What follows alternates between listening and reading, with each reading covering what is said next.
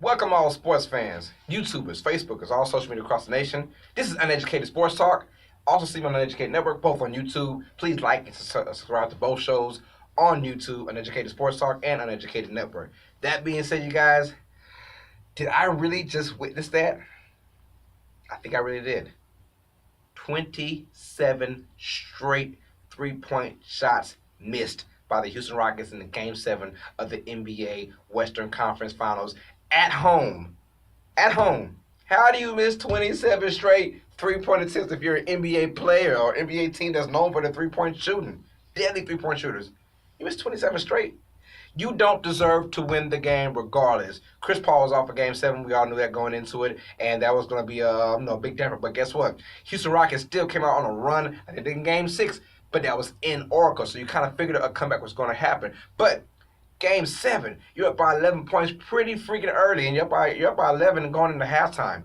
And it looks like they have everything under control. Layups are going good. And, they're getting tiny three-point shots. They're playing great defense. And they play great defense this whole entire series, to be honest, against Golden State. Probably the best defense you could play against a Golden State team.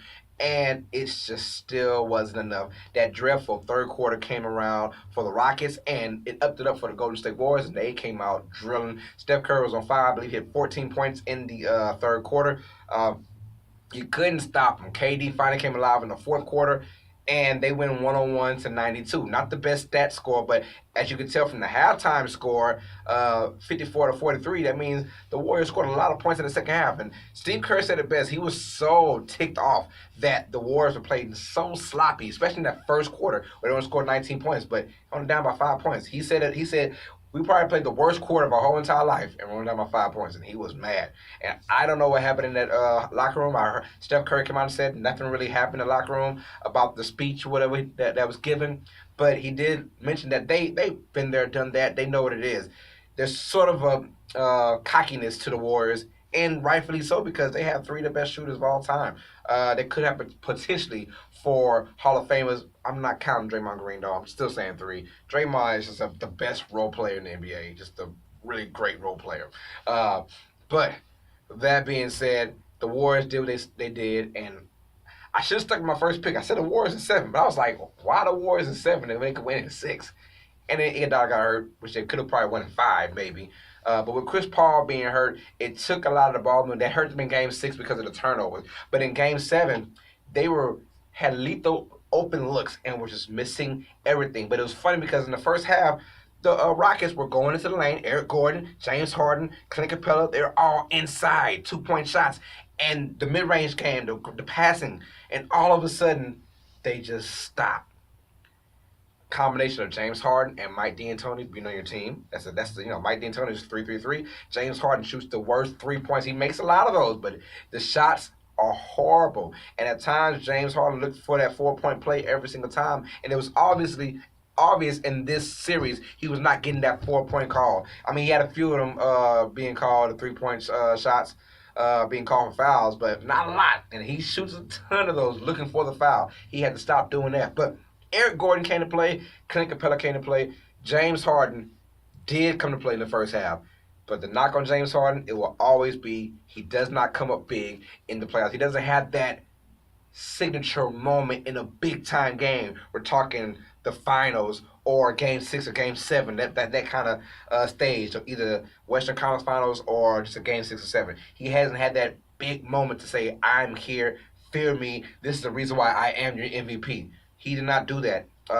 James Harden was looking to get bailed out most of the game, and then somewhere in the fourth quarter, he was scared to have the ball. It felt like he knew the end was near pretty much. While Steph Curry was doing his thing, Klay Thompson caught 3 fouls in the first quarter and still managed to have a really good game. He didn't play a lot of minutes, but he played a really good game and had some big shots. But Steph Curry, Klay Thompson, and Kevin Durant, I mean, you can't get any better than that, what they did in that second half. It was amazing to see. That crowd was on hush mode, and I really feel bad for Chris Paul because I thought Chris Paul, him being there, they had a legit shot to win this series. Being up 3-2, going into Oracle, but then again, the Houston Rockets shot themselves in the foot. I mean, how you're up 17 points in the first quarter against the Warriors in Game 6, and then you're up 11 at halftime.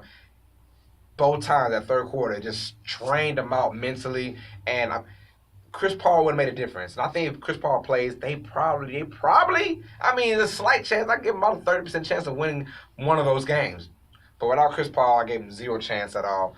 Not to say that Chris Paul was the biggest difference maker because the Rockets still had the Warriors where they wanted them, and they couldn't shut it down. Congratulations to the Golden State Warriors. We will see a part 4 of the Cleveland Cavaliers versus the Golden State Warriors, or I should say LeBron James against the Golden State Warriors, because it's gonna be. I give out my predictions next episode when I talk about who is gonna win the series. You guys know who I got already, but I'm gonna tell you why. Um, and I'll tell you something very shocking that no one's going to believe, but I believe if this A happens, then B will happen. You guys will probably have your jaws drop to the floor, so be ready for that when I tell you guys. But that being said, Golden State is the best team. This is probably the best team ever in my generation. Would Jordan have beaten this team with Pippen? The modern day eras is different now. If they go with the '90s rules, I think Jordan will win. But if they go with these rules, I think the Warriors win. So it's gonna be scary. But Golden State proved what they always proved, that no matter what the situation is, especially with Kevin Durant, no matter what the situation is, they will come back and they will make it a fight.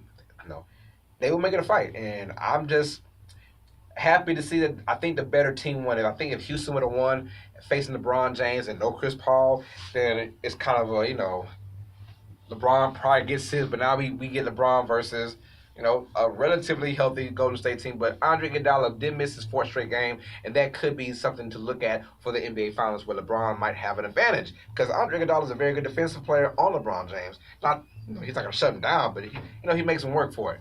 So I cannot wait for this. Find out on my next episode who I choose. I'll tell you having the games and all that good stuff. So, all sports fans, please like and subscribe to Uneducated Sports Talk and Uneducated Network, both on YouTube. Sports fans, you know what time it is. Stay smart, stay uneducated. Peace.